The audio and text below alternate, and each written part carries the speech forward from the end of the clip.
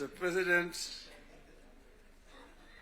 Deputy President, honorable members of Parliament, hamjambo. Hamjambo tena. Hey, I think I see almost a full house. Senators and members of the National Assembly. Thank you very much. I'm very happy to be here this morning to see you. I want to say that I'm charged, but I'm not scared.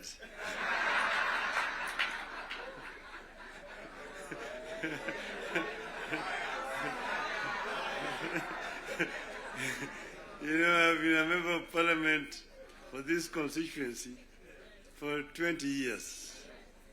And I used to meet with members of Parliament. I was our Prime Minister. And every Wednesday was a Prime Minister's question time in Parliament. I used to be harassed a lot by members of Parliament. And that's why I'm not scared. But let me begin to say that none of us thought a day would come when protagonists just a year ago would get together to chart a joint way forward for this country. How did we find ourselves together, and why are we here today? One, in life of a nation, there comes a time when danger knocks on the door. It happened in the US during the Civil War that threatened to dismember the USA as we know it today. There's a region today referred to as former Yugoslavia. Yugoslavia existed as a country between 1918 and 1992. Then it fell apart into several countries, including Croatia, Montenegro, Serbia, Slovenia, Bosnia, and Macedonia. The former president of Yugoslavia, the late General Joseph Broz Tito, used to say jokingly that I am the glue that is holding this fragile nation called Yugoslavia together.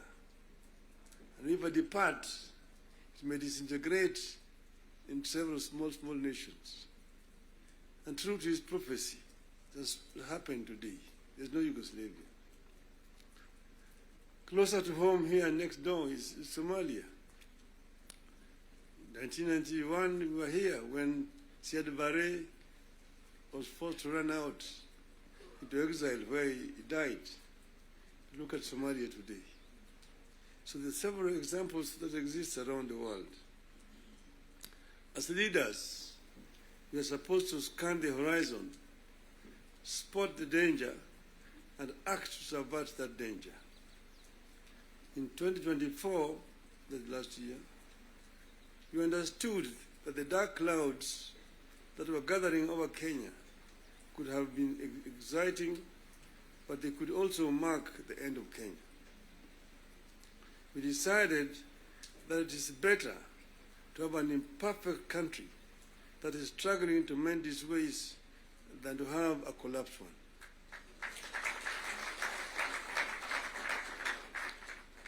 We came together to create an environment in which we can discuss our issues and differences as people of one nation. As you know, and as you know here, there are countries that cannot discuss their issues at home. In my life, I've attended many meetings in London, Paris, Istanbul, Washington, name it, where African leaders are ferried to foreign capitals from their own collapsing countries to discuss issues they cannot discuss at home. We go together to spare Kenyan that shame.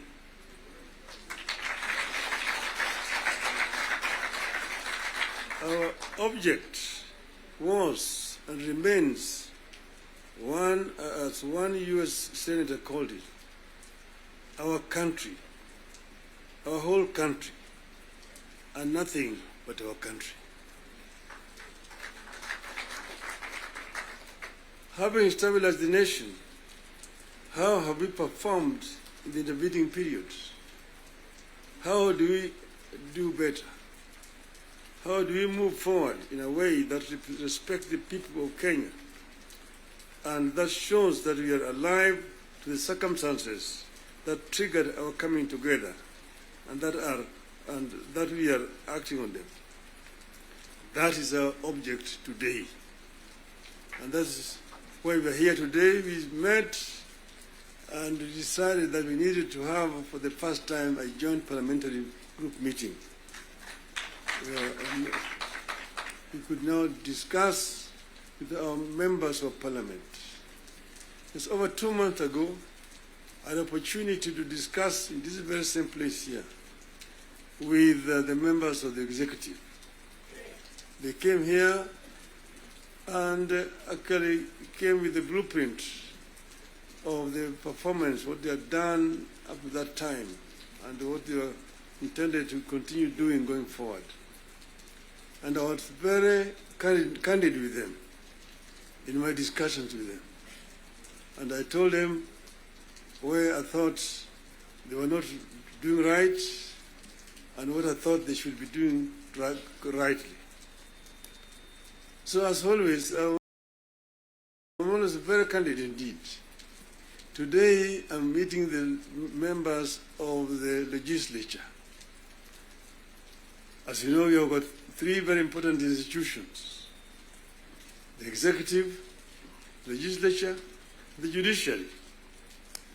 And I'm hoping that in not very far away from today, I will have opportunity to talk to the judiciary as well. So I'm going to be very candid with you people. to talk to you as a former member of parliament. Yes, the leader, Gimani Chungwa, referred to the constitution and told me the issues like NGF and and Senate oversight in the counties is in the constitution. I want him to cite to me the section of that constitution that he's referring to. Because as you know, I was very involved with the constitution, making constitution of this country. And at another time, I would want to bring Professor Yashpal Gai, who was the leader of that constitution making. And we went through very many issues. We had committees in the Bomas of Kenya dealing with various segments of that constitution. The executive was one. Legislature was another one. Judiciary was another one. Devolution, other committee. The devolution was very contentious because we had very many people who did not want the devolution because of what had happened at independence. As you know, we started with the devolved system government, Majimbo. The foundation of Majimbo was actually contentious because it was ethnic-based. The colonialists and the settlers had actually instilled fear in the people that all the bigger communities, the bigger tribes at that time, the Luos and the Kikuyus, will lord it over the smaller tribes. And thus the smaller tribes need to safeguard themselves by creating regions and powers so that they can be able to be protected. That was the basis of Majimbo. And it was a very lengthy discussion at Lancaster House. So KANU accepted Majimbo in London, but with the understanding that they would change it after the independence. So after independence, KANU actually started to frustrate Majimbo by not remitting funds to the regional governments. I want to refer you to the Hansard in the Bunge. there's a motion that was moved by the then leader of opposition at that time, the late Ronald Ngala, of censorship of the Prime Minister, Mr. Jomo Kenyatta, because he had refused to release funds to the regional governments. You need to read that debate. Ngala moved it. It was seconded by Masini Muliro, who was the deputy leader of the opposition. And then KANU, of course, responded. First Jaramogi, Oginga Odinga, and then Tom Mboya responded to that motion. The motion was defeated, but that debate actually is very historical. And I want to refer you to it. Go and read what it said. Eventually, KANU, of course, had to fold up and dissolve, and then eventually Majimbo was also dissolved through a constitutional amendment. And then what happened was what? They created a Ministry of Local Government, which was given a lot of powers, Ministry of Local Government. So the Minister of Local Government became an executive minister, just like a Minister for Finance under that constitution at that time. And now they were county councils down there, that they capped 265. But then they could not do anything without the authority in writing for the Minister of Local Government. So we had all these documents when we were there at Bomas. But then we said we wanted to give more autonomy to the counties so that service delivery could be better improved. We came up with regions at Bomas of Kenya. But there are people who really opposed devolution. The chairman of devolution in Bomas was called Dr. Odhiambo Mbai. He addressed the audience at Bomas, and by the time he finished talking, everybody said that man should be the chairman of that committee, and became the chairman of the committee. And he conducted the matter so well and so effectively that he became a marked person. What did they do to him? In broad daylight, around 11 o'clock, on Ngong Road there, off Ngong Road, in his residence, they sent assassins. And in the presence of his children, they shot him and killed him. The assassins of Mumbai were arrested. Eventually, they were released. So I just want you to know that the devolution has got very many people and very powerful people in this country today. Then, after that, of course, you know that ODM is a product of constitution making. And one of the founding members of ODM is sitting here with you. The other one is the former president, who is a member, and quite a number. We are going to have the 20 years of ODM in October, and all the founding members are going to be invited.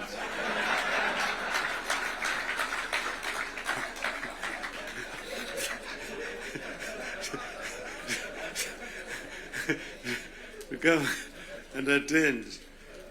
Now, you see, we said that we want, we give clear, responsibilities.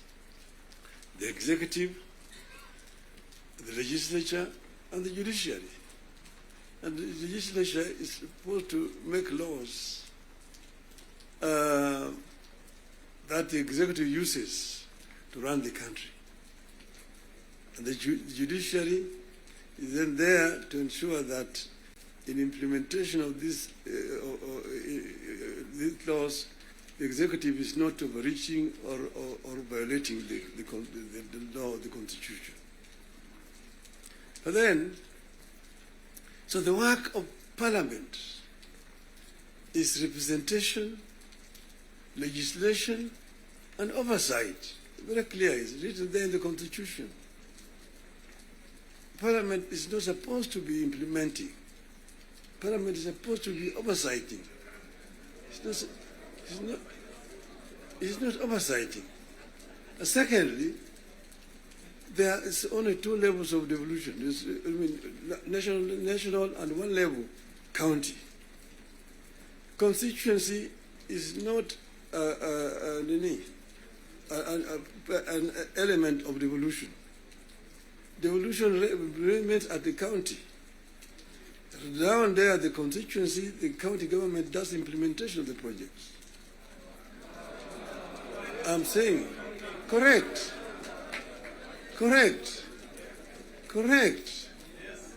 Down at the constituency, it's the county government. By the national government is supposed to do national projects, and we go down there. And there are functions which are clearly been assigned. Functions which have been clearly been assigned to the national government. I will tell you, your legislatures, and a very famous English politician said that I may not agree with what you have to say, but I shall not defend unto death your right to say it. So listen to me. Let me say it. And then you'll have a chance to come and respond. So I'm telling you, I know that sometimes the truth is very bitter. I was there, and we discussed with the Karue when he was moving around to bring the CDF. The CDF was brought because of circumstances that were prevailing at that time. In those days, with a centralized system of government, there were very little resources which are going down to the counties. And that's the reason why the Harambee became the major ways of mobilizing resources. Sometimes you find nearly 100 cards in your desk for Harambees here and there.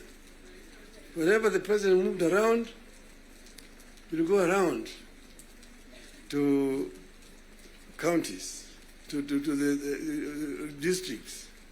And then we'll be addressing people. People will come up to tell them their problems. Mtukufu Rais, hapa kwetu barabara ni mbaya sana, haipitiki, mvua ikinyesha kuna matope, barabara haipitiki. Mtukufu Rais, hapa kwetu shule yetu hapa, juzi mvua ilinyesha na upepo kaja katoa paa, watoto sasa wanasoma chini ya mti hapa. Mtukufu Rais, hapa kwetu hakuna maji. Mtukufu Rais, hatuna stima na kadhalika. When it's time to respond, to say, nyinyi mnasema barabara ni mbaya, mnasema hospitali hakuna dawa, mnasema upepo imechukua paa ya nyumba, mjumbe wenu anafanya nini? Yeye anapiga tu kelele kule kwa bunge, anapiga tu kelele kwa bunge, hajali mambo ya maendeleo kwake. Kwa hiyo mimi nitatumia mtu kuja kufanya harambee, lakini leo mimi nitatoa pesa ya kujenga hiyo shule, ambayo kujenga hiyo nyumba, nitatoa pesa na kadhalika. That was the end of it. So the MP was the one who was being blamed for the failure of the national government to do certain things in their constituency. And that's the reason why we came up with the idea of CDF. That was that time. Exactly that was that time. But then the constituency is now falls under the devolved government, which is being led by the governors. So constituency is not a devolved unit. And members of Parliament themselves should not be involved in development, because they're supposed to be oversighting. They're supposed to be oversighting. If you have yourself being involved in construction of roads, building of schools, hospitals, who is going to oversight you? Who is oversighting you? So, Mr. President, I hold very clearly that these MPs know that they should not have any business in trying to implement projects in their constituency. Implementation of projects should be left to the county government. Secondly, the oversight, the national parliament oversight the national government, whether it is the National Assembly or the Senate. Oversighting of governance, the responsibility of MCAs, members of the county assembly, not the senators. It's not the responsibility of the Senate to oversight.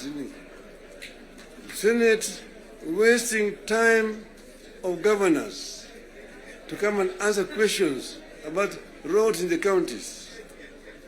And thirdly, the issue of extortion. The issues of extortion. The issues of extortion. Majority Leader, you talked of, you didn't talk of extortion, you talked of lobbying. Lobbying is okay.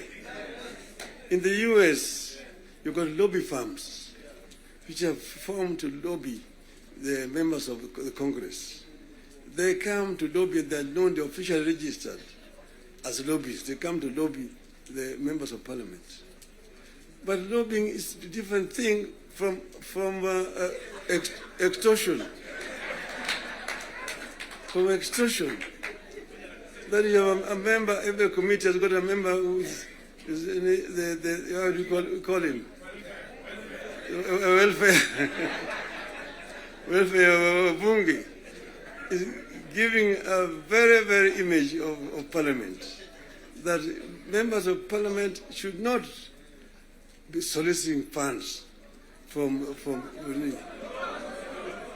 because you see, listen to me, you know, the environment that we are creating here in this country is very, very hostile to investments. Foreign investors who come to the country bring their resources in the country to invest it here. And when they bring their resources, when they find there's too much bureaucracy and there's too much extortion, they run away. Private capital is risk shy.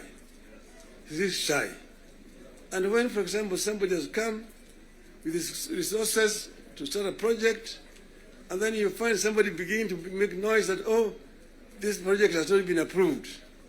This project has not been approved. Or this project is being corruptly implemented. They run away. And delaying of the projects. And you find a situation where members of parliament inviting parastatals and so on, and even purporting to be cancelling projects that have been signed. That is the work of the executive, not the work of the legislature. So legislature should not be competing with the executive in terms of implementation of projects. Allow the executive to implement and just correct them when they go wrong. That is the country will develop. Create a healthy environment for implementation of projects in the country. Then this country will develop. I know I'm being too honest with you people. And I know that the facts, the truth sometimes is so painful, but I think it is important to say this to honorable members of Parliament. Thank you very much. May I now invite my brother to come and address you people.